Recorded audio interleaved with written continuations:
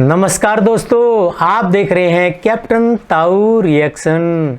दोस्तों, आज जो वीडियो मैं आपके लिए लेकर आया हूं वह वीडियो है पुष्पेंद्र कुशवाहा की पाकिस्तानी पत्रकार आरिफ के साथ। तो देखते हैं कैसी है वीडियो, फिर इसके बारे में बात करेंगे। तो भाई देखो वीडियो पहले।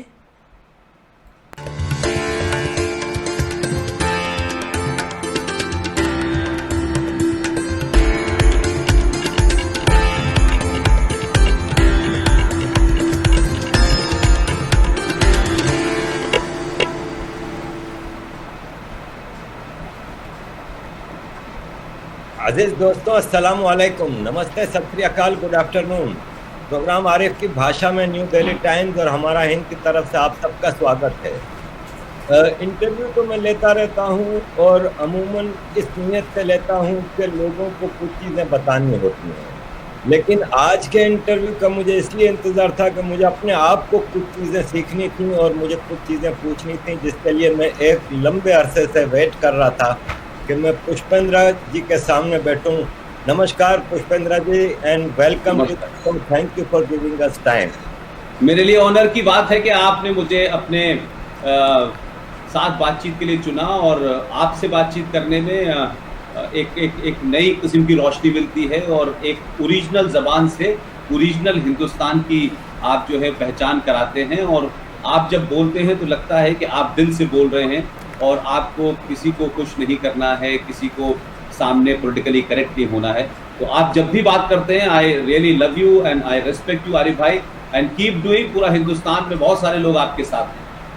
Thank you very much Pushpendra ji. मैंने लास्ट ईयर या 2 साल पहले एक ऐसे ही सर्फिंग में फेसबुक पर आपकी एक वीडियो देखी पहली बार।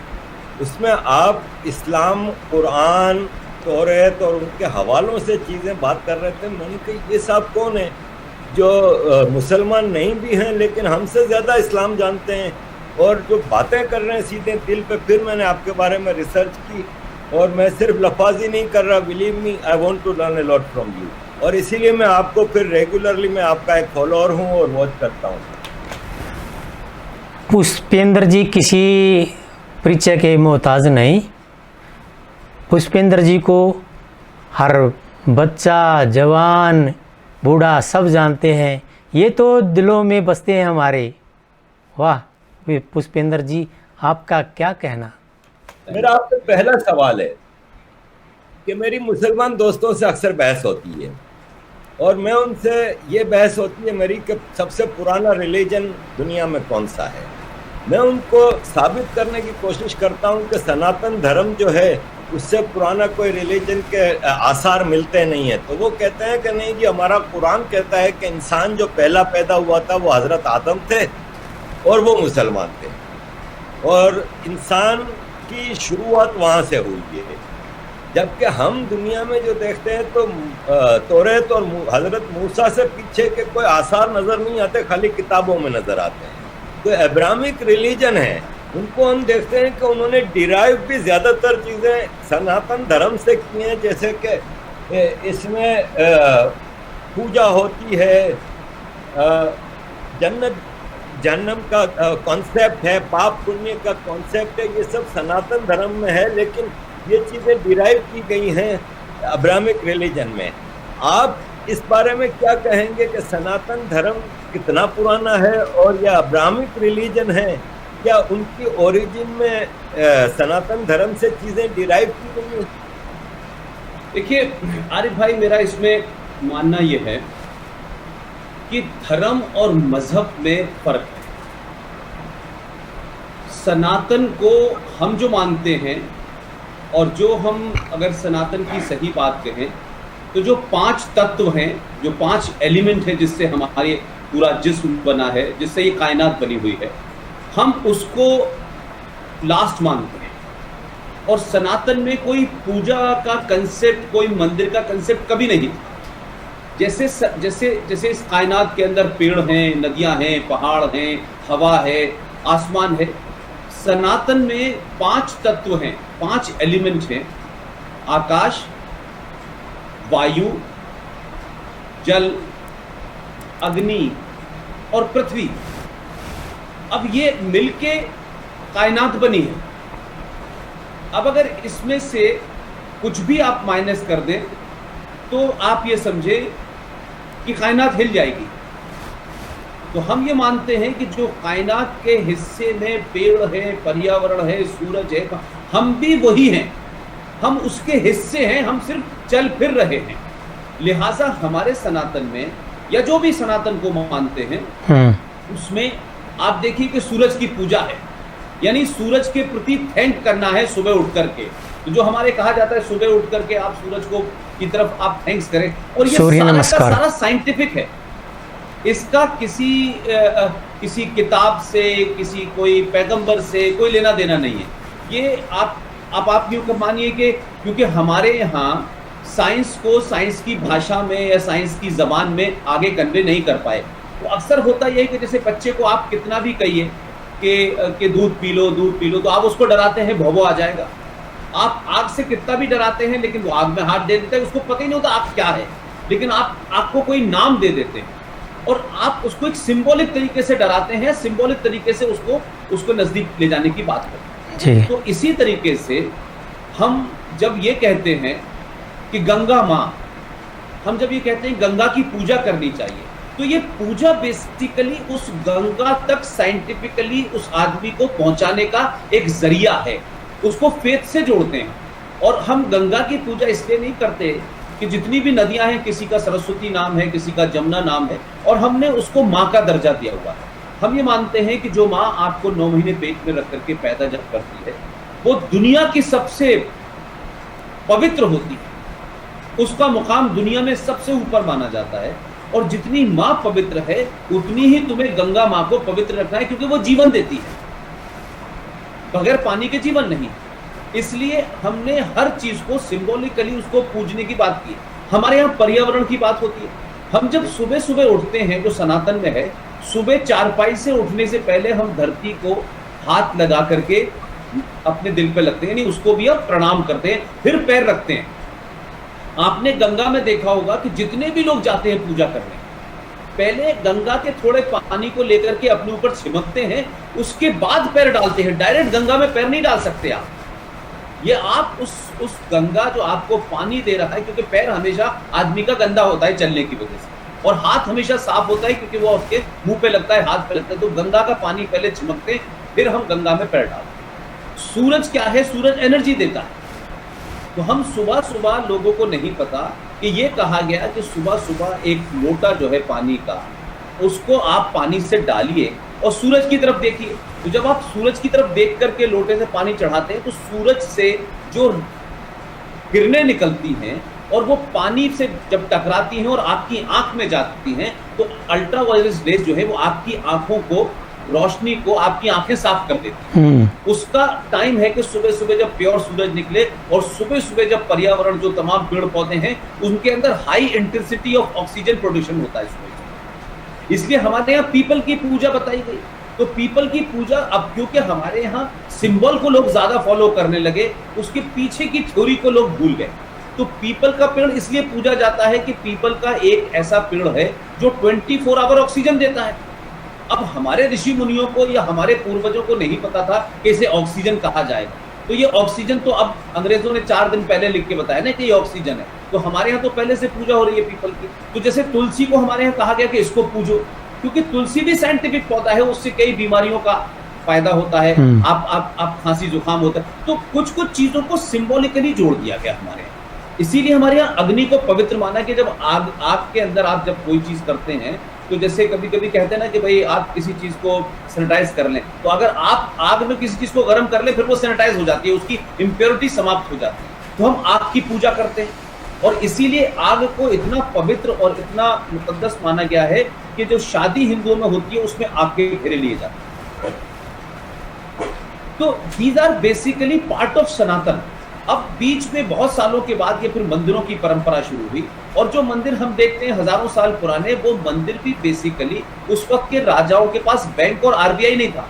तो मंदिर में ये था कि कोई भी आदमी जाएगा इस नियत से नहीं जाएगा कि चोरी करेगा। तो सारा का सारा धन उस जमाने मंदिरों में रखा जाता था। अब मंदिर में एक सिंबॉलिक देवता बना दिया जाता था कि ये इसकी रक्षा करेगा। तो सिंबल पे ज्यादा लोग चले गए हैं, उसका जो मेन मकसद था, जो उसकी असली रूह थी, उसको भूल गए। तो मैं ये मानता हूँ कि मजहबों के अंदर कोई किताब होगी, कोई पैगंबर होगा, किसी के जन्म से होगा, भाई इस्लाम 1400 साल पहले आया, क्रिश्चियनिटी आई, लेकिन सनातन की तो कोई डेट ही नहीं है। सनातन तो इस कायनात के साथ है और तब तक चलेगा। इसीलिए जब हमारे यहाँ किसी का इंतकाल हो जाता है, तो जब हम उसको अग्नि में कहते हैं, उसको जला देते हैं, तो हम कहते हैं कि हमने उन्हें 5 तत्वों में विलीन कर दिया। यानी जो 5 तत्व थे, फिर दोबारा से हमने उसी के अंदर उनको रखे और फिर हमने किसी गंगा में। तो ये बेसिकली फिलॉसफी हमारी सनातन की है। लेकिन अब संकट क्या हो रहा है, क्योंकि पॉलिटिकल डिस्पेंसेशन जब आते हैं, अरे भाई, तो लोग करते ये हैं कि अपने अपने एजेंडे के तहत, जिसको मैं ये कहता हूं कि राज सत्ता यानी स्टेट नेशन के अंदर इंटरफियर करना शुरू कर देती है। जी हाँ। और स्टेट और नेशन के बीच का जो डिफरेंस है वो बहुत साफ है, लेकिन ओवर द टाइम स्टेट ये समझने लगी कि वही नेशन है। जैसे स्टेट और नेशन में फर्क मैं क्या कहता हूं, एक सरकार आई, वो सरकार किसी आइन से चलेगी, पुलिस है वो आईपीसी से चलेगी, कोर्ट अपने कोर्ट के तरीके से चलेगी। तो ये नेशन को चलाने का एक छोटा सा इंस्ट्रूमेंट है जिसे हम हुकूमत कहते हैं। जी, हुकूमत बदलती रहती है लेकिन नेशन नहीं बदलता।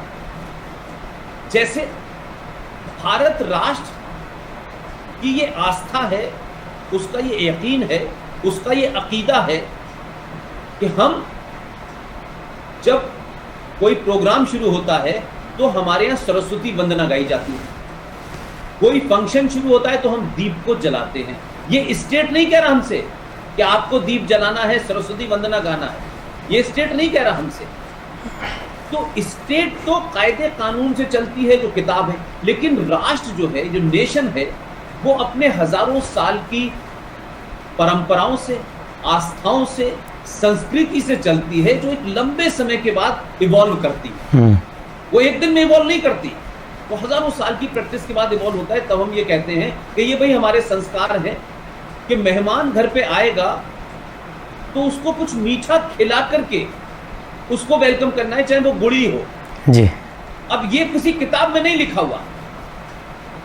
शादी आपने 7 फेरे ले लिए और सबके सामने करी, कोई कागज पे नहीं लिखा हुआ, सारे लोगों ने देख लिया, शादी हो गई, लड़के लड़की। अब किसी के पास सर्टिफिकेट नहीं है, आज की दुनिया में सर्टिफिकेट की बात होती है। तो हमारे यहाँ ये एक इवॉल्व है कि भाई उनकी लड़की की शादी कैसे हुई है, अरेंज हुई है कि लव मैरिज हुई है। लव मैरिज होगी तो कोर्ट में होगी, अरेंज होगी तो पूरे समाज के सामने होगी, सब कुछ सबके सामने होगा। उस समाज के दबाव की वजह से लड़का लड़की उस रिश्ते से निकलेंगे। तो बेसिकली मैं स्टेट और नेशन के फर्क की बात करता हूँ, बिल्कुल वैसे ही जैसे धर्म और मजहब की बात करता हूँ। मजहब में ये करना है, ये नहीं करना, हम मजहब में ये करेंगे, दूसरा ये करेगा, तो वो आपको डिफरेंशिएट करना शुरू कर देता है, और इसके बीच में, उसके बीच में। अब अगर आरिफ ज़कारिया साहब आप कहते हैं मैं सनातन, तो आप हिंदू नहीं हो गए, आप आरिफ ज़कारिया रहेंगे, लेकिन क्या सूरज को आप नेग्लेक्ट कर देंगे क्योंकि आपके मजहब की किताब में उसके बारे में कुछ और लिखा हुआ है या उसका जिक्र नहीं है? मैं एक एग्जाम्पल के तौर पर कह रहा हूं, क्या आप जमजम, आबे जमजम का ही पानी पिएंगे? पानी पीने वहां जाएंगे? पानी तो आपके मुल्क में जो नदियां हैं उसी का पिएंगे। जिंदगी तो आपको नदी से ही मिलेगी, हवा तो आपको पेड़ों से ही मिलेगी। तो आप अगर उसको मानते हैं और ये मानते हैं कि पेड़ों का रहना हमारी जिंदगी के लिए जरूरी है, पानी का रहना हमारी जिंदगी के लिए जरूरी है, सूरज की एनर्जी हमारी जिंदगी, तो आप अपनी उसके प्रति थैंक्स शो करते हैं कि नहीं करते? भाई हम थैंक्स करते ही नहीं करते। उस थैंक्स करने को हमारे यहाँ लोगों ने पूजा करार कर दिया, वो थैंक्स है और कुछ नहीं है। मेरा अगला सवाल भी यही था कि क्या एक मुसलमान सनातनी हो सकता, लेकिन ये कि आपने जवाब दे दिया। यहाँ पे एक मेरा जाती इशू है, ये जी ताल्लुक रखता हूँ मेमन कम्युनिटी से। सुहाना होते थे जो कि गुजरात में जूनागढ़ के आसपास सारे, हम अपने बुजुर्गों से पूछते थे कि हम लोग कब मुसलमान हुए, तो वो बताते थे कि एक कोई बुजुर्ग थे, उनका सच्चा पैगाम था, विस्डमफुल पैगाम था, जिससे पूरी मेमन कम्युनिटी एक साथ हिंदू से मुसलमान हुई। अब हम पहले तो नहीं सोचते थे, आज ये सोचते हैं कि अगर इतना विस्डमफुल मैसेज था और इतना ब्यूटीफुल मैसेज था तो फिर मेमन ही क्यों मुसलमान हुए, पूरा गुजरात क्यों मुसलमान ना हुआ। तो आप इस बारे में क्या मुझे ये बताएंगे कि ग्राउंड रियलिटी क्या थी, क्या ऐसी वजूहत थी कि पूरी कम्युनिटी जो कि ऑपरेस्ड भी नहीं थी एक तरह से देखा जाए तो, बिजनेस कम्युनिटी थी, वेल मतलब कोई वो थे, उनको ऐसी क्या मजबूरी आई कि ना सिर्फ ये कि ये मुसलमान हो गए पूरे के पूरे। आज पाकिस्तान में आप देखें तो हमारी कम्युनिटी टोटली एक्सट्रीमिस्ट हो गई एक तरह से। ये नहीं है कि टेररिज्म पे मेमन बिलीव करते हैं, लेकिन बहुत ज़्यादा मजहबी और इस्लाम फैलाना है और काफिरों से नफरत है और ये सब चीज़ें। तो क्या ऐसी वजह थी कि हमारी पूरी कम्युनिटी को अपना धर्म छोड़ना पड़ा? हिंदू दोस्त हमें ये ताने मारते हैं कि तुम लोग बुज़दिल हो, इसीलिए तुम लोग हो गए, देखो हम आज तक अपने धर्म पे कायम हैं, तुम कन्वर्ट हो गए। तो क्या आप बताएंगे कि क्या ऐसी मजबूरी थी मेमनों की? देखिए, मैं इसमें मेमन को स्पेशली और पूरे देश में जो लोग हैं, इसमें दो रास्ते हैं सर। जो लोग सनातनी थे वो सनातन को भूल गए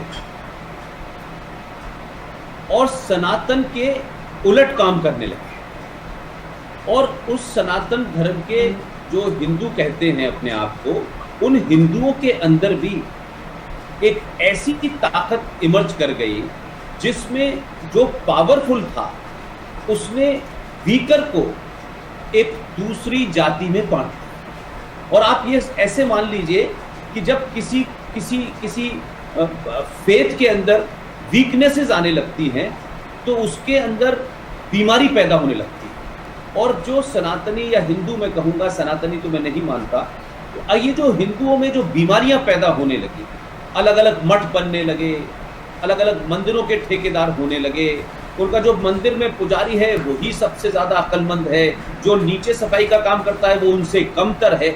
इन कमियों के कारण लोगों को उलझन पैदा होने लगी। तो आप देखें कि बहुत सारे लोग, आप मुसलमान हो गए क्योंकि उस वक्त मुसलमानों का एक नया फेज आया, एक नई चीज़ आती है तो नई थ्योरी के साथ आती है। आप इसको ऐसे ही समझ लें कि बहुत सालों से दिल्ली के अंदर बीजेपी कांग्रेस थी, अब थोड़ी समझने के लिए, लेकिन सडनली कोई एक इमर्ज किया और उसने कहा कि नहीं, हम इन दोनों के खिलाफ हैं और ये जो है करप्ट हैं और ये मिले हुए हैं। तो एक लोगों ने उस पर यकीन किया, उन्होंने कहा यार ये नई सोच की बात कर रहा है, कुछ भ्रष्टाचार के खिलाफ की बात कर रहा है, ये सबको साथ लेने की बात कर रहा है, ये गरीब की बात कर रहा है। तो लोगों ने वही बीजेपी और कांग्रेस को, जो जिताने वाले वोटर थे, वो सारे आप पार्टी को जिता दिया उसको।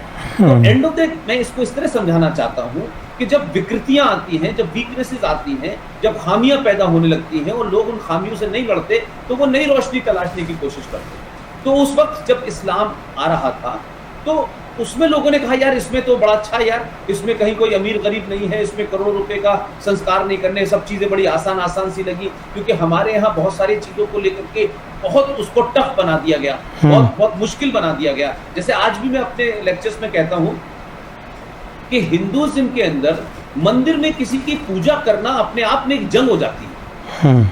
इतना 4-10 किलोमीटर दूर से लोग आते हैं और फिर उसके बाद में वहाँ पंडित जी जो हैं वो ये देखते हैं कि 20,000 की थाली की पूजा कौन कराएगा, तो उनकी निगाह उधर ज़्यादा रहती है, 5,000 वाली कौन कराएगा तो उसमें रहती है। तो जो सबसे बेचारा कम होता है उसको वो घुस के 1 मिनट के लिए उस भगवान के दर्शन नहीं देते। तो लोग अब तो जी VIP दर्शन और होने लगे, भाई नेता जाए उसके लिए अलग लाइन, अमीर आदमी जाए उसके लिए अलग लाइन, और जो बेचारा गरीब है वो धक्के खाए, नंबर आए या ना आए। तो पता नहीं क्या क्या चल रहा है अब तो भाई, पुष्पेंद्र जी ठीक बता रहे हैं। और आजकल तो इतने गुरु हो गए, वो कहते हैं भाई हमें ही मानो, हम ही भगवान हैं। तो सब ने अपने अपने भगवान बना लिए और सब भगवान बन के बैठ गए। पुष्पेंद्र जी ठीक कह रहे हैं, परिवर्तन बहुत आ चुका। तो बाहर निकल के कहते हैं यार ये तो बिजनेस बना रखा है। अब आप सोचिए कि उसका पहला रिजल्टेंट उस मंदिर से या उस फेथ से इस बात के लिए हुआ है कि ये क्या तरीका है यार, मेरी आस्था है, मैं इतनी दूर से आ रहा हूँ, ये पंडित जी को ठेकेदार थोड़ी नहीं है जो इन्होंने मुझे 1 मिनट के दर्शन नहीं करने दिए। अब सोचिए कि अगर उसका ये गुस्सा बढ़ता जाएगा तो वो किसी नई रोशनी की तरफ थे। जी हाँ, तो इस्लाम दिखाई दिया, लोग उधर चले गए। फिर लोगों को लगा क्या करें, तो जैन बन गए, फिर इसी में से निकले तो बौद्ध बन गए। तो ये बेसिकली आप जब खामियां आने लगती हैं तो लोग नहीं तलाशते हैं, तो वही मजहबों में हुआ। तो एक तो जो बात आपने कही, एक ये बड़ा एक कारण मानता हूं मैं कि जिसकी वजह से लोग चाहे वो हिंदू से मेमन बने या मुसलमान बने या दूसरे, अब वो मुसलमानों में जाकर के क्या होंगे ये तय नहीं हुआ। यानी अगर आप हिंदुस्तान में देखें तो हम ये मानते हैं, जैसे हमने पढ़ा कि साहब इस्लाम में सब बराबर है।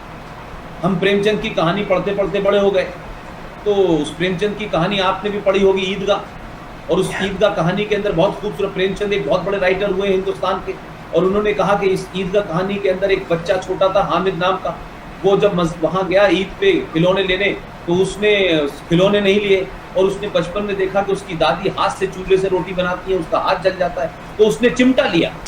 और उसके बाद में जब वो नमाज पढ़ने सब गए तो देखा कि नमाज में सारे लोग एक सफ में खड़े हुए हैं, कोई बड़े बड़े करोड़पति लोग मोहल्ले के खड़े हैं, कुछ गरीब लोग खड़े हैं।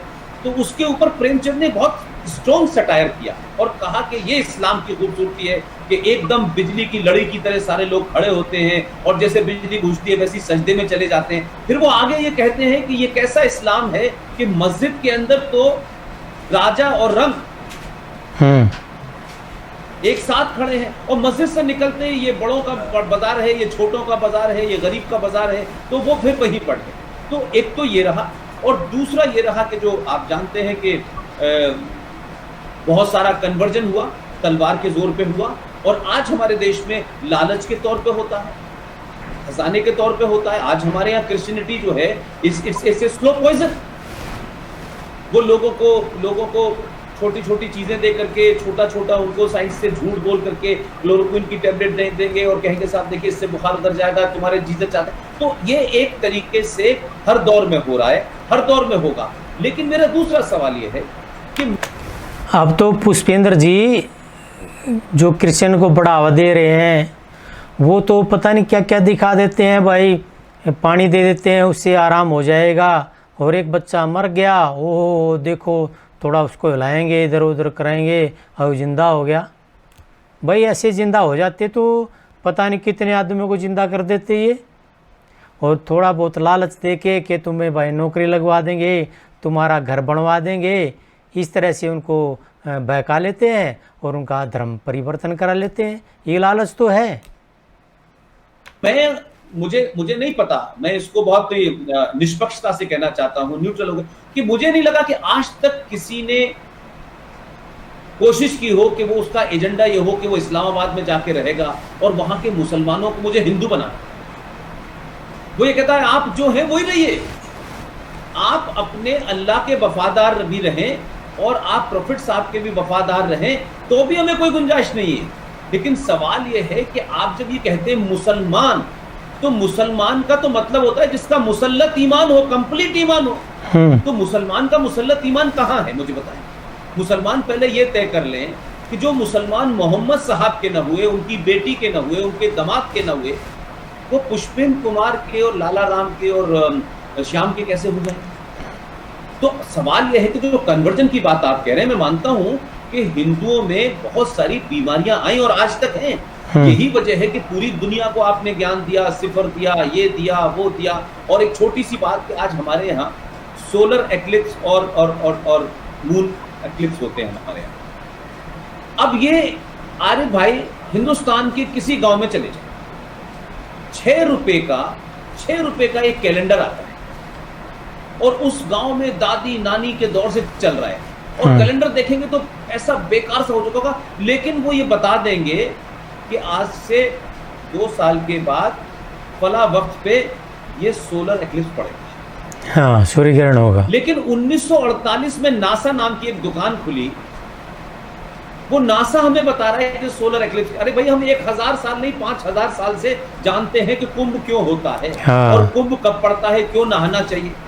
जुपिटर नाम का जो प्लेनेट है वो 12 साल में एक राउंड लेके आता है। हाँ। और जब वो राउंड कंप्लीट करता है उस वक्त जो रेस निकलती है जमीन पे, उससे पानी के अंदर जितने बैक्टीरिया होते हैं वो समाप्त हो जाते हैं। इसलिए उसको एक सामूहिक तौर पे एक पब्लिकली सारे लोग उसमें नहाते हैं। अब उसको पूजा से जोड़ दिया कि कि साहब उस वक्त नहाना जो है वो भगवान उससे बड़े खुश होते हैं। भगवान नहीं खुश होते हैं, उससे तुम्हारे जिस्म की बीमारियां समाप्त हो जाती है। ये साइंटिफिक एंगल है।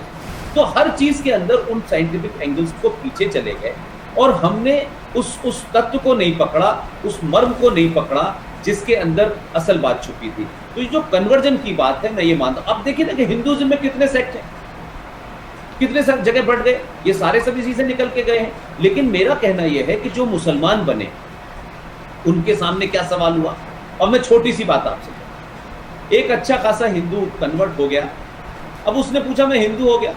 अब वो पिछले 50 साल से तो होली खेल रहा था, पिछले 50 साल से तो वो दिवाली मना रहा था।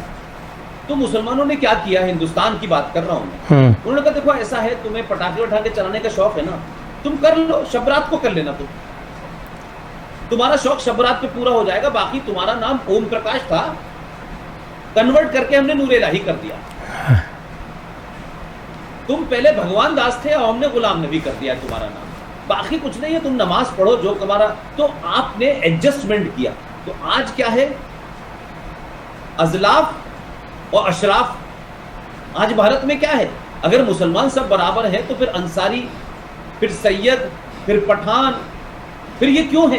क्योंकि आपका बेसिक रूट नहीं बदला। आप कन्वर्ट जिस जगह से हुए, यानी ब्राह्मण कन्वर्ट हुआ तो वो सैयद बना, और नीचे से कन्वर्ट हुआ तो वो अंसारी बना। तो आप उसकी जाति वही। अब जैसे जॉर्ज फर्नांडिस थे, जॉर्ज फर्नांडिस साहब सारस्वत ब्राह्मण थे, लेकिन जब वो कन्वर्ट हुए तो चर्च की अगली पंक्ति में जगह मिली उनको, फर्स्ट रो में। और जो दलितों से कन्वर्ट होते हैं उनको अगली पंक्ति में जगह नहीं मिलती। तो वो बेसिक नहीं बदला। तो कन्वर्जन का अल्टीमेट फायदा कुछ हुआ नहीं, नाम रख लिया लेकिन संस्कार। इसीलिए भारत के मुसलमान का जो कंट्रडिक्शन है, उसकी ये समझ में नहीं आता कि हम शुरू कहां से करें। इसलिए जब आप जैसे लोग ये सवाल उठाते हैं कि भाई तुम्हारे पूर्वज कौन थे, तुम कहां से आए, तो कहते हम अरब से आए नहीं। तो अरब से इस्लाम शुरू हुआ तो अरब देशों में है, समझ में आता है, लेकिन हिंदुस्तान में तो अरब से कोई आए ही नहीं। यहां तो वो लोग आए जिन्होंने, मुस्लिम रूलर ने रूल किया, उन्होंने मुसलमानों पे भी ज्यादती की, हिंदुओं पे भी ज्यादती की। अब इन्हें लगता है कुछ नाम से हमारे जैसे थे, तो इन्होंने औरंगजेब को वली अल्लाह कहना शुरू कर दिया कि वो तो हमारा वली अल्लाह है। जैसे मीर कासिम को लोग हजरत कहते हैं। तो अब इसका तो जवाब ही नहीं है कि भाई, अब आपको जब यही नहीं पता कि आपके बाप दादा कौन थे, तो आप अपनी पहचान बनाने के लिए अब आप कहां से पहचान जोड़ रहे हैं, उससे बात बन नहीं पा रही। इसलिए ना तो आप हिंदुस्तानी हो पा रहे, ना आप मुगल हो पा रहे, ना आप अरब हो पा रहे। तो आपका कंट्रडिक्शन है कि आपसे जब भी कोई पूछता है तो आपकी ये समझ नहीं आता, बताएं कहां से शुरू करें, हमारे पूर्वज कौन है। अब फारूक अब्दुल्ला के 1722 में पूर्वज का नाम राघव राम था। अच्छा, इकबाल कन्वर्टेड है और ये ब्राह्मण थे। कौल ब्राह्मण जो सुपीरियर माना जाता है, उसमें से कन्वर्ट हुए। अब उस वक्त में जातियां हुई होंगी इनके ऊपर विद इन द कम्युनिटी। भाई जिन्ना साहब भी तो हिंदू ही थे ना, उनके साथ बिजनेस में डिस्क्रिमिनेशन हुआ, उन्होंने कहा चलो मैं इसे छोड़ देता हूँ। इसी तरीके से यही कन्वर्जन का तरीका रहा। लेकिन बाद में फिर उस कन्वर्जन को एक हथियार का वेपन बना लिया गया कि कन्वर्ट करना है पूरी दुनिया को। अरे भाई मेरे, आप अगर अच्छे इंसान हैं आरिफ भाई, तो आपको देख करके लोग अपने आप कहेंगे कि भाई हमें आरिफ बनना है, आपके नहीं तलवार। तो कहीं कहाँ अल्लाह ने फरमाया है कि भाई ये जो मैंने तुम्हें ठेका दिया है कि तुम सबको कन्वर्ट करो मेरे लिए, कहाँ अल्लाह ने फरमाया है? मुझे तो समझ नहीं आया अभी तक इतने दिन के बावजूद भी। लेकिन हर मुसलमान, सॉरी टू से, जिस मुसलमान ने कोई क्लास नहीं गया, कोई किताब नहीं पढ़ी, लेकिन कुरान पे अथॉरिटी है,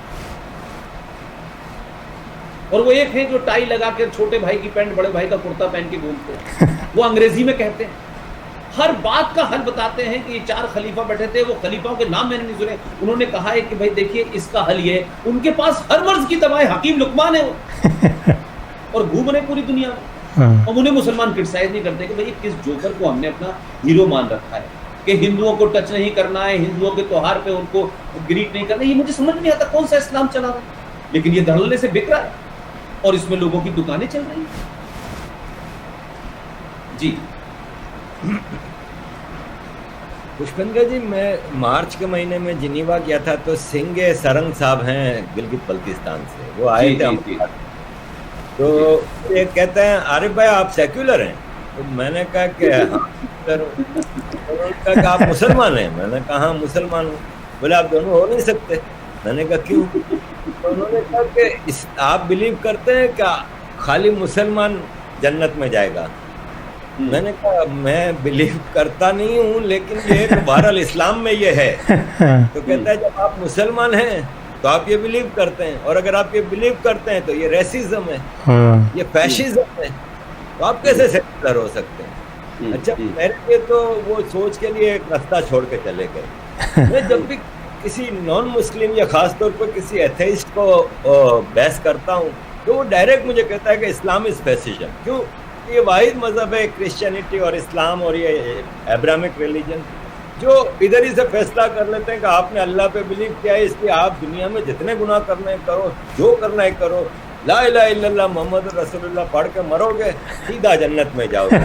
पुष्पेंद्र जी सारी जिंदगी पुण्य करते रहे, इंसान की खिदमत करते रहे, लेकिन क्योंकि वो मुसलमान नहीं है इसलिए वो जन्नम के उस दर्जे में जाएंगे जो हल्का है, लेकिन जाएंगे जन्नम में ही। ये फैशिज्म नहीं है। अब देखिए, मैं तो, आप अगर मुझसे बहुत ब्लंटली पूछे, मैं ये मानता हूँ कि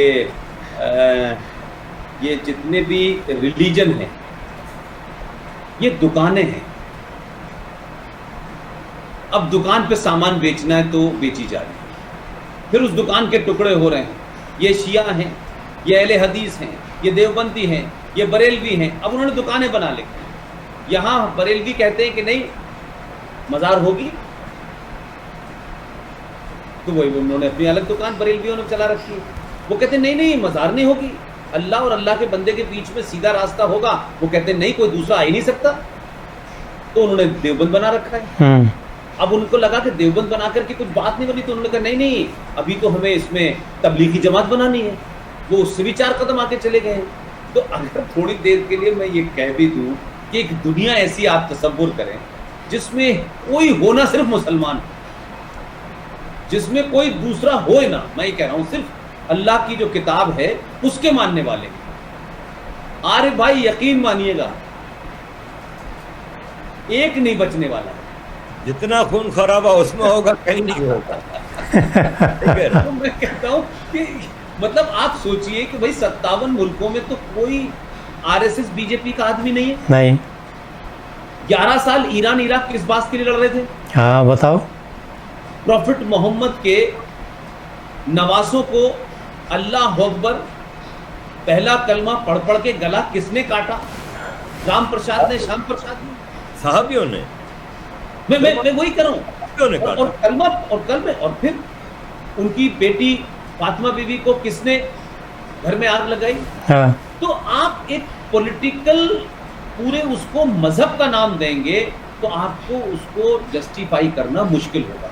कहिए भाई ये तो वॉर थी, ये पॉलिटिकल इंटरेस्ट है लोगों को, किसी को खलीफा बनना था, किसी को नहीं बनना था, किसी को पहले बनना था, किसी को उसको बनना था, तो ये तो उसकी लड़ाई हो रही थी ना, इसका मजहब से क्या मतलब है? तो आपने अब ये है कि एक तो ये है कि एकेडमिक ट्रेडिशन है नहीं, यानी जो हमारे यहाँ आप कितनी भी हिस्ट्री पढ़ लीजिए, हमने तो हिंदुस्तान में नहीं देखा कि कोई हमसे कहे कि साहब आप इस्लामिक हिस्ट्री भी पढ़िए। इस्लामिक हिस्ट्री क्यों नहीं पढ़ाई जाती? वॉर ऑफ कैमल्स क्या है, जंग बदर क्या है, ये नहीं पढ़ाई जाती। भाई आप जब हिस्ट्री पढ़ाते हैं तो हिस्ट्री में इसका भी जिक्र लाइए ताकि लोगों के फंडा तो क्लियर हो भाई। जी हाँ। पता तो चले है क्या। आप उसको बंद डिब्बे में रखते हैं और अपने लोगों को बताते हैं, और जब बाहर निकल के दूसरों के साथ बैठते हैं तो आपके पास कोई लॉजिकल जवाब नहीं होता, तो आप उस पे कहते हैं अरे इसने ऐसा कह दिया, इसकी गर्दन काटने का आप फतवा जारी कर देते हैं। हाँ। ये कौन सा दुनिया का नियम है कि भाई कोई भी आदमी कोई बात कहेगा आप उसका गला काट देंगे? और ये सिलसिला आज का नहीं है, ये तो पहले दिन से चल रहा है। ये तो प्रॉफिट मोहम्मद के सामने ही हो रहा था ये। तो मैं ये भी नहीं कहता कि कहते कि तो अल्टीमेटली मेरा कहना है कि मुसलमान तो कुछ भी कर ले। आप कहते हैं कि भाई कब्र में उसको दफना दिया, फिर जो है वो डूम्सडे आएगा, योम क़यामत का दिन जिस दिन आएगा उस दिन सबको निकाला जाएगा, उनसे हिसाब होगा, फिर उनके बारे में पूछा जाएगा तुमने अच्छा काम किया है बुरा काम किया है। तो मैं ये कह रहा हूँ भाई अभी तो वो दिन ही नहीं आया, तो फिर किसको अच्छे का सर्टिफिकेट दे रहे हो और किसको बुरे का सर्टिफिकेट दे रहे हो? जी हाँ। फिर इंतजार करो उस दिन का। और फिर सर्टिफिकेशन होगा ना कि साहब ये जो लेटे थे खबर नंबर 5 से उठेंगे, उनका हिसाब होगा कि आपने कितने गुनाह किए, नहीं उसके गुनाह हैं या नहीं किए, उससे पहले आपने सर्टिफिकेट दे दिया कि ये तो बहुत बड़े पैगंबर थे, ये तो वली अल्लाह थे, तो आप सर्टिफिकेट कैसे दे सकते हैं? अभी तो हिसाब ही नहीं हुआ ना कि वो आदमी अच्छा था या बुरा था बेचारा, वो तो चला गया, उसे लोगों ने दफना दिया, खत्म हो गई। उसके बारे में एक राय बना करके आप उसके बारे में बड़ी बड़ी बातें करें, और ये सिलसिला रुका नहीं है। अब तो हर गली मोहल्ले पे हमको एक लगता है कि एक पैगंबर बैठा हुआ, उसकी बातें पैगंबर से कम नहीं होती। अल्हम्दुलिल्लाह अल्हम्दुलिल्लाह, ओफो गजब ही लगता है सारी ख्वाहिश ही निकाल लेगा भाई मेरा, ये इतनी ख्वाहिशें हैं उसकी बेचारी, क्या क्या बताते हैं वो, तौबा। मैं तो बचपन से पढ़ने के बाद मुझे लगा तुमसे बड़ा इससे बड़ा कोई मजाक हो सकता है यार, तुम क्या कहना चाहते हो तुम्हें खुद ही पता नहीं है, तुम कहानी सुनाने लगते हो यार हमको। तो आप सोचिए, मैंने कई बार लोगों से कहा यार मैं अच्छा हिंदू था, मैं अलीगढ़ यूनिवर्सिटी में रहा, मैं बहुत अच्छा हिंदू था, मैं नमाज भी पढ़ता था, मस्जिद भी जाता था, मस्जिद वो दिन भर यही माहौल था, क्योंकि हम तो बहुत एकाध फैमिली रहती थी, तो हम वहां रहे, तो हमें ये एहसास ही नहीं हुआ अरे भाई कि हम हिंदू हैं। हमारी जिंदगी का सुबह से लेकर शाम तक खुदा हाफिज, थैंक यू वेरी मच, अल्लाह हाफिज, ये वालेकुम अस्सलाम, इसके अलावा हम जानते नहीं थे। लेकिन हमें हिंदू तुमने बना दिया एक दिन, हमारा कोई कंफ्यूजन नहीं था, हम वही रटी हुई थोड़ी जो मौलवी साहब ने बगनबेरिया की डंडी लेकर के हमको कुरान शरीफ रटाया था, वही रटा हुआ था हमको, और हम उस पर आर्गू करते थे। लेकिन जब हम अलीगढ़ में खामोशी से देखते थे तो अल्लाह ने ये कहा है नियत बांध के नमाज पढ़ी जाती है कि नहीं पढ़ी जाती, तो नियत जब आपने बांध ली तो फिर आपकी निगाहें चप्पल की तरफ क्यों है कि कौन ले जा रहा है? जब नियत बांध ली और अल्लाह से लौ लगा ली तो अल्लाह पे छोड़ देना थोड़ी देर के लिए बस। लेकिन पीछे साइकिल खड़ी हुई है, मुड़ मुड़ के देख रहे हैं कि साइकिल खड़ी है कि नहीं खड़ी है, तो इसका मतलब नियत नहीं बांधी आपने, तो या तो उस पर यकीन नहीं है या उस पर यकीन है। यकीन है तो फिर कुछ भी हो जाए दुनिया, तुम्हारी लौ वहीं लगी रहनी चाहिए, और जब तक नमाज खत्म ना हो जाए तब तक। तो आप नमाज भी पढ़ रहे हैं, इधर भी देख रहे हैं, उधर भी देख रहे हैं, ये हम देखते थे, मजाक करते थे लोग। इमाम साहब खड़े हुए, पीछे से दो लड़के खड़े और उन्होंने पहला सजदा दिया और निकल के भाग गए। तो हम सोचते थे यार एक तरफ तो ये इतने स्ट्रॉन्ग और एकदम इस्लाम और मुसलमान की बात, और दूसरी तरफ ये कर रहे हैं, ये समझ नहीं आता था क्या कंट्राडिक्शन है। तब भी हम बहुत सारी चीजों को नहीं समझते थे, अब समझते हैं, कहते थे कि यार इस्लाम को जिस तरीके से पूरी दुनिया में इस्लाम के सो कॉल्ड लोगों ने बेचा है ना, इतना तो कोका कोला ने कोका कोला नहीं बेची भाई, ऐसी मार्केटिंग की है। और पूरी दुनिया में आप किसी को दे दीजिए, पूरी दुनिया में इस्लाम को, पूरी दुनिया में प्रॉफिट की लाइफ को, उनकी जिंदगी के दरमियान जो भी कुछ हुआ, जो कुछ भी मैं कह रहा हूं, पूरी दुनिया में अगर इस्लाम की रुसवाई हो रही है तो कोई दूसरा जिम्मेदार नहीं, सिर्फ मुसलमान और मुसलमान, इसके अलावा कोई नहीं। आप मुझे बताइए, पूरी दुनिया कोविड से लड़ रही है, ठीक है, आप मुझे एक कहीं बता दीजिए कि 57 देश जिनके पास अल्लाह ने बेशुमार दौलत दी, सोने के महल है उनके, सोने के, कोई चप्पल पहन रहा है, कोई कुछ कर रहा है, मुझे बता दें इन 57 मुल्कों में किसी मुल्क के अंदर कोरोना वैक्सीन को बनाने की कहीं कोई एक्सपेरिमेंट चल रहा है? नहीं, दुआ कर रहे हैं कि या अल्लाह कोरोना से काफिरों को बर्बाद कर दे, लेकिन पहले वो वैक्सीन बना के हमें दे दे। मैंने वही कहा कि ये कमाल है, ये कैसा अजीब है। हम आपस की जिंदगी में भी, आपकी जिंदगी में किसी ने अगर दो अल्फाज भी आपके लिए अच्छे किए होंगे तो भी आप जीवन भर थैंकफुल रहते हैं। लेकिन ये 1400 साल में मुझे बताएं क्या इन्होंने डिस्कवरी की, और ये मैं नहीं कर रहा, मतलब पाकिस्तान में बड़े सारे लोगों को कहते थे, मैंने कहा मुझे बताओ 1400 साल में आपने दुनिया को क्या दिया, आप बताएं। अगर इतना ही सब कुछ था तो दुनिया में बहुत कुछ आप देते, और लोग आपको जानते कि यार इन्होंने ये सब, आपने यहाँ क्या किया, मंदिर तोड़े मस्जिद बना दी। अरे भाई ताजमहल तो यही के वर्कर ने बनाया था ना, ताजमहल बनाने का इतनी शौक होता तो सऊदी अरब में 2-4 ताजमहल देखने को मिलते, कुछ कुतुब मीनार देखने को मिलती, कुछ लाल किला देखने को मिलता। लेकिन अब मजबूरी यह है कि सारा इस्लाम पॉलिटिकल हो गया, और भारत के लोगों को मुसलमान रहने में पॉलिटिकली फायदा है। इसलिए मैं बार बार कहता हूं कि भारत के मुसलमानों से ये तवक्को करना कि वो कोई मेन स्ट्रीम की बात करेंगे, कुछ नेशन की बात करें, उनके लिए नेशन वही है जहां उनकी हुकूमत, या नहीं। अगर मुसलमानों का किरदार भारत में देखें तो कश्मीर एक ऐसा सूबा था जहां मुसलमान मेजॉरिटी, लेकिन उन्होंने भारत की धरती पे रहते हुए मेरे टैक्स से, हिंदुस्तान के टैक्स से उनका खर्चा चलता है, सारा बजट यहां से जाता है। लेकिन आपने आईन अलग बनाया, वहां की असेंबली की 6 साल उम्र रखी, झंडा अलग रखा, और कश्मीर का प्राइम मिनिस्टर होगा। यानी पैसा रुपया काम हम देंगे आपको, और जम्मू कश्मीर में आपकी रक्षा करने के लिए भारतीय सेना पाकिस्तान के बॉर्डर पे लड़ेगी। मेरे और आपके टैक्स से उनका बजट चलेगा, उनके मकान बनेंगे। इसकी भारत की पार्लियामेंट को कानून बनाने का हक नहीं, भारत के संविधान और आईन को वहां किसी कानून को बनाने का हक नहीं, इलेक्शन कमीशन वहां जाने। तो ऐसी खुली बदमाशी कहीं देखी आपने? और फिर ये कहो कि हम कश्मीरियत और जमहूरियत और इंसानियत में हमारा यकीन है। ऐसी कौन सी जमहूरियत थी, ऐसी कौन सी इंसानियत थी कि आपने, जो हजारों साल से आपके साथ रह रहे थे, आपके पड़ोसी ने सिर्फ उसकी पूजा, सिर्फ उसके फेथ के कारण, अगर किसी और कारण से मारा होता तो मान लेता। 5.5 लाख कश्मीरी हिंदू पंडित अपनी जमीन से बेघर हो गए, और देश का पहला मुसलमान गृह मंत्री, होम मिनिस्टर उसी राज्य से आता था, मुफ्ती मोहम्मद सईद। 2 दिसंबर 1989 को उन्होंने शपथ ली भारत के होम मिनिस्टर की। 8 दिसंबर को उनकी बेटी के गायब होने का ड्रामा हुआ। 4 अंतरराष्ट्रीय आतंकवादी, जो जैश ए मोहम्मद जिसे आज खड़ा हुआ है, उन लोगों को छोड़ा। फिर गुलाम नबी आजाद के घर से कोई 4-5 लोगों के घर से गायब हुआ, और उसके बाद कई 27, 7, 8 करके आपने आतंकवादी छोड़ दिए।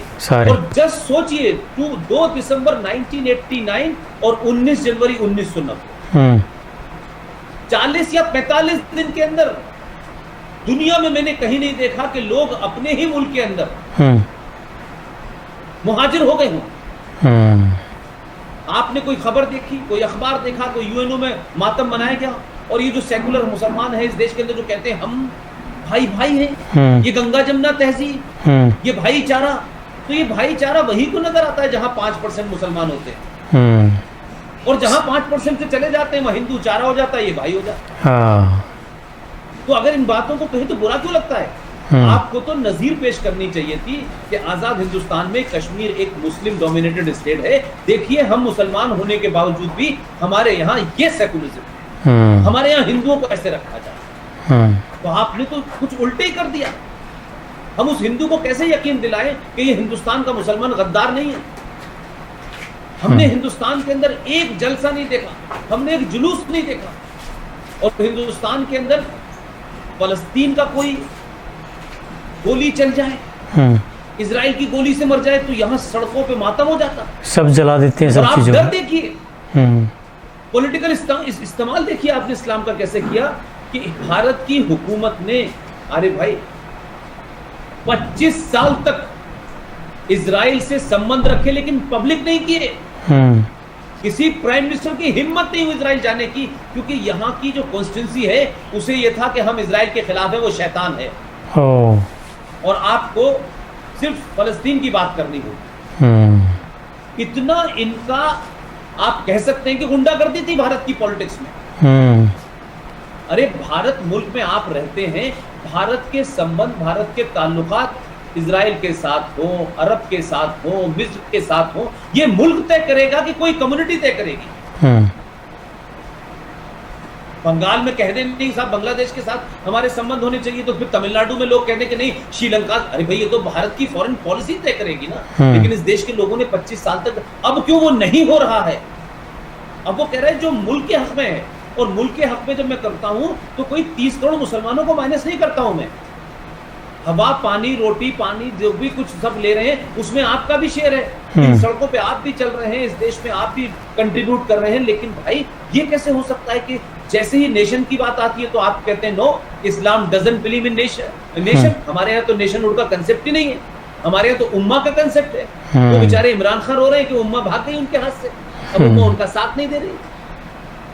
तो आप मुझे बताइए, एक मुसलमान के नाते और उस मुल्क में आप जहां से सारी दुनिया में कहते हैं कि सारा ठेका इस्लाम का उन्हीं के पास है भाई, एक मुसलमान के साथ हिंदू क्या करे? क्या चाहते हैं मुसलमान भारत के? क्या चाहते हैं पाकिस्तान की मुसलमान? भाई आपने मुल्क मांगा, ले लिया, आप रहिए उस मुल्क में, हमने तो कुछ नहीं कहा भाई, आप रहें, आराम से रहें, जो दिल चाहे करें। बलूचिस्तान में आपका जो दिल चाहे करें, आप कराची में क्या करते हैं हमको भी पता है। लेकिन भारत के मुसलमान को मैंने फलस्तीन पर होते देखा। मैंने एक स्पीच में कहा 85 मुसलमानों के सामने लंबी लंबी दाढ़ियों वाले थे। मेरे बात कहने का अंदाज है कि मैंने कहा मुझे बताइए, अगर आप ईमानदार हैं, इस्लाम की बात करते हैं, मुसलमान हैं, तो कराची में 27,000 से ज्यादा मुहाजिर कत्ल हो चुके हैं अब तक। टॉर्चर बना रखा है उनको। उनके लिए आपके दिल में दर्द नहीं है, वो मुसलमान नहीं है, वो तो आपके दिल में ज्यादा दर्द होना चाहिए था, क्योंकि आपके भाई थे बिहार के, यूपी के। लेकिन इस पे इशू नहीं बनाएंगे। चाइना के अंदर, उगिर के अंदर कंसंट्रेशन कैंप में, उसे नहीं बनाएंगे, क्योंकि अगर उगिर मुसलमानों का मुद्दा उठाओगे तो ये जो चाइना भारत को तो चपत मार सकता है, इससे हमें अंदरूनी दिली सुकून मिलेगा। पाकिस्तान तो कर नहीं पा रहा है। तो चाइना भारत के ऊपर दादागिरी करता है, इसलिए चाइना अगर हमें मार भी रहा है, इस्लाम के नाम पे दाढ़ी आधी कटवा रहा है, रोजे को कम रखवा रहा है, नमाज पढ़ाने के बाद चटाई थाने में जमा कर, तो हम उस पर सवाल नहीं उठाएंगे। तो ये एक अजीब किस्म की सिचुएशन है, जिसे मुझे लगता है कि इमोशनली नहीं, प्रैक्टिकली कन्फ्रंट करना चाहिए। और ये अपीजमेंट जो है हमारे यहाँ कि भाई इसको ये दे दो, उसको वो दे दो, इससे बात चलने वाली नहीं है, इससे कुछ नहीं होने वाला। इससे तो आप उन एलिमेंट को और मजबूत कर रहे हैं जो ना कौम के सगे हैं, ना इस्लाम के सगे हैं। हैदराबाद वाला कुछ कहता है, रामपुर वाला कुछ कहता है, आसाम वाला कुछ कहता है, बॉम्बे में है वो कुछ और कहते हैं। तो आपने आप खुद एक राय तो हो जाए भाई, आप चाहते क्या है? आप हमसे क्या चाहते हैं भाई? हम क्या करें? मतलब अब आपने मस्जिदों से ये करना शुरू कर दिया। अब ये सब चीजें वो है जो मैं पिछले 10 साल से कन्फ्रंट कर रहा हूं। भाई ब्राह्मण की लड़की को फंसाना है तो 10,000 रुपए मिले। ये कौन सा इस्लाम है भाई? और कौन वो मुसलमान और कौन वो इमाम है, कौन मौलवी और कौन वो हाफिज है जो इस तरीके की ट्रेनिंग दे रहा है? गली गली मोहल्ले मोहल्ले हो रहा है।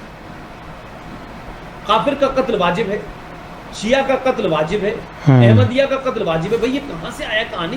मैं अभी तक समझ ही नहीं पा रहा। ये बात करेंगे तो आपकी बात का जवाब नहीं देंगे। लोग कहेंगे देखिए साहब ये आरएसएस का एजेंट है, ये एंटी इस्लाम है, ये हेट मॉन्गर है। किसी चीज पर डिबेट ही नहीं चाहते मेरे भाई। और हमारे समाज में, यानी जो आप सनातन की बात करें, अरे भाई हमारे यहाँ तो शास्त्रार्थ होता था। शास्त्रार्थ का मतलब है कि कोई इशू है उसको सार्वजनिक रखा जाएगा, उस पर बहस होगी, आर्गुमेंट देंगे। वो आर्गुमेंट देने वाला मुसलमान हो, हिंदू हो, दलित हो, ब्राह्मण हो, ठाकुर, जिसका आर्गुमेंट ठीक है, जो साबित कर देगा, वही सबसे सुपीरियर। बिल्कुल, हर बात पे शास्त्रार्थ होता था, डिबेट होती थी। यहाँ तो डिबेट ही नहीं है। मोहम्मद साहब के बारे में कुछ को कत्ल कर देंगे, अल्लाह के पास कत्ल कर देंगे। तो भाई तस्लीमा नसरीन ने अगर कुछ कहा है तो डिबेट करो ना। आपने वो बेचारी हिंदुस्तान के अंदर छुपी हुई रहती है। तो ये इससे बात नहीं बनेगी। आप डरा करके जिंदगी में अपने सगे बच्चे, अपने बेटे को नहीं रह सकते। उसको मौका मिलेगा वो भाग जाएगा। तो ये सिनारियो है। इसमें सेकुलरिज्म का कोई, जो आपसे सवाल उन लोगों ने पूछा वो सही पूछा। सेकुलरिज्म का मतलब क्या है? सब बराबर है। तो भाई ये सेकुलर तो हमारे यहाँ वेस्टर्न कंसेप्ट है ना। हमारे यहाँ राजा के बारे में आरिफ भाई ये कहा जाता था कि राजा का कोई मजहब नहीं होगा। आप समझे मेरी बात को? Dharma means not religion. Dharma means your duty, your responsibility. राजा का धर्म होगा अपनी रियाया के प्रति उसकी जाने क्यों क्या उसको चाहिए, कैसे चाहिए, मुझे देना है, उसकी जिम्मेदारी है। अब हमने ट्रांसलेशन क्या किया आधुनिक हिंदुस्तान में कि धर्म को मजहब बना। हम जैसे कभी कभी बातचीत में कहते हैं, ये बड़ा अल्फाज आपके सामने भी आया होगा, अरे भाई मैं आज धर्म संकट में फंस गया था कि मैं ये करूं या ना करूं। I was in a situation कि whether I should do this or I should not। उसको हिंदी में कहते हैं धर्म संकट में फंस जाना। तो धर्म संकट में मतलब क्या मैं ये काम करूं या ये काम ना करूं, ये सही जिम्मेदारी है मेरी या ये जिम्मेदारी नहीं है। तो हमने जब धर्म और मजहब को मिला दिया तो हिंदू तो धर्म हो गया और बाकी सब रिलीजन है। और जब हम ये कहते हैं सारे धर्म बराबर हैं तो इस्लाम भी धर्म हो जाता है। तो हिंदू इस्लाम को धर्म की तरह सोचने लगता है। उसे किताब का पता नहीं है, उसे मौलवी का पता नहीं है, उसे मक्का का पता नहीं, क्योंकि वो उसको कोई लेना देना नहीं है। जो आरिफ भाई ने बता दिया, उसने कहा अच्छा आरिफ भाई कह रहे हैं 5 वक्त की नमाज होती है, उसने कहा ठीक है 5 वक्त की नमाज। अच्छा मुसलमान जो है नमाज पढ़ते हैं मस्जिद में, अच्छा ठीक है पढ़ते होंगे। वो जाने नहीं चाहता उससे ज्यादा डिटेल में, एक एवरेज हिंदू। तो जब आपने धर्म को, इस्लाम को, क्रिश्चियनिटी को, सारे मजहबों को धर्म बता दिया तो वो उसको उसी तरह ले रहा है। लेकिन धीरे धीरे धीरे धीरे आज जो सबसे बड़ा आरिफ भाई संकट है वो ये है कि दुनिया का एकमात्र ऐसा धर्म जिसमें किसी को निगेट ही नहीं किया गया है, किसी को निगेट नहीं किया है। तुम अल्लाह को अजान देते हो, तुम्हारा रास्ता अल्लाह तक पहुंचने का है, तुम अपने अल्लाह से बात करो, उसी पर रखो। लेकिन तुम ये मत कहो, क्या कहते हैं कि भाई आप पूजा नहीं करें, मेरा काम है कि मैं आपको मुसलमान बनाऊं, इस्लाम की दावत दूं। यार ये क्या फंडा है? आप करें जो करना है। इसलिए हमारे देश में हर मजहब का आदमी रह रहा है और सदियों से रह रहा है। किसी ने किसी को नहीं मारा। पारसी 50,000 हैं, आज तक किसी ने कन्वर्ट नहीं किया। बौद्ध हैं, जैन हैं, कोई नहीं पूछ। हिंदू धर्म से यानी हिंदू थॉट प्रोसेस से निकल के लोगों ने एक उसमें चले गए। अब जैन है वो एक अलग तरीके से पूजा करते हैं, लेकिन वो भी 7 बजे के बाद मुंह पे कपड़ा बांध लेते हैं कि कोई कीड़ा उनसे न मर जाए, चींटी उनसे न मर जाए। तो एंड ऑफ द डे वो आंसरेबल तो उसी नेचर को है ना।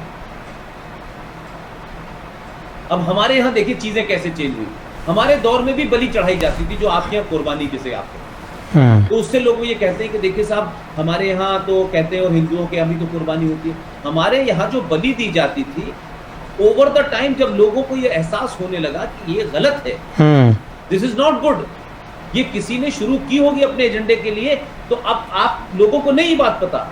हिंदू किसी भी शुभ काम करने से पहले, कोई पाक काम करने से शुरुआत करने से पहले अब नारियल का गोला तोड़ता है। जी हाँ, उसने उस बलि को रिप्लेस कर दिया इससे। जो बकरा या जो भैंसा काट करके बलि चढ़ती थी, उसे रिप्लेस कर दिया गोले से। गोले को मारा, वो टूट गया, उसने बलि चढ़ा दिया। तो जैसे जैसे सिविलाइजेशन में चेंज आया, लोगों ने अपने अंदर बदलाव लाए जी, तो वो ऑटोमेटिक है।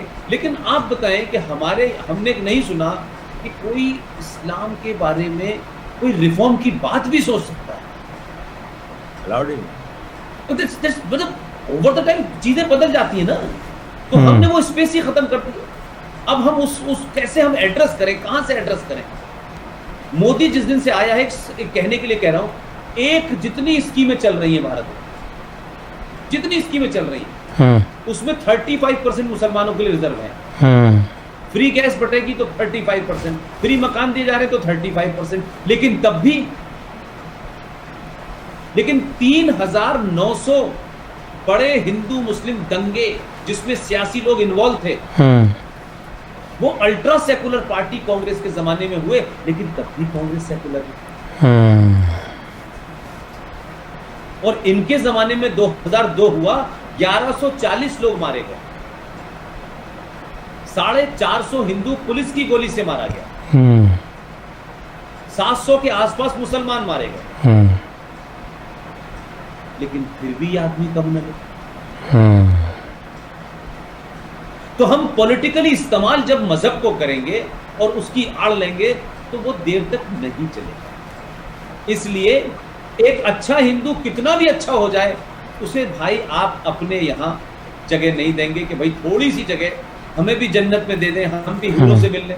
हमें तो देखने की भी परमिशन नहीं दे रहे, क्योंकि हमारा नाम राम प्रसाद है और पुष्पेंद्र है, लेकिन आपका नाम अब्दुल कादिर है, तो फिर आपके तो सारे गुनाह मौजूद। तो कमाल है भाई मेरे, फिर किस इंसानियत की बात करते हो? फिर कहते हो कि इंसान, हमारे कुरान में या इस्लाम में तो एक आदमी का कत्ल भी इंसानियत का कत्ल है। लेकिन भाई जितने कत्ल आप करते हो उतना तो कोई करता ही नहीं है यार मेरे। तो कहाँ है? तो दिस इज कंट्रडिक्शन है, इस पे बहस होनी चाहिए।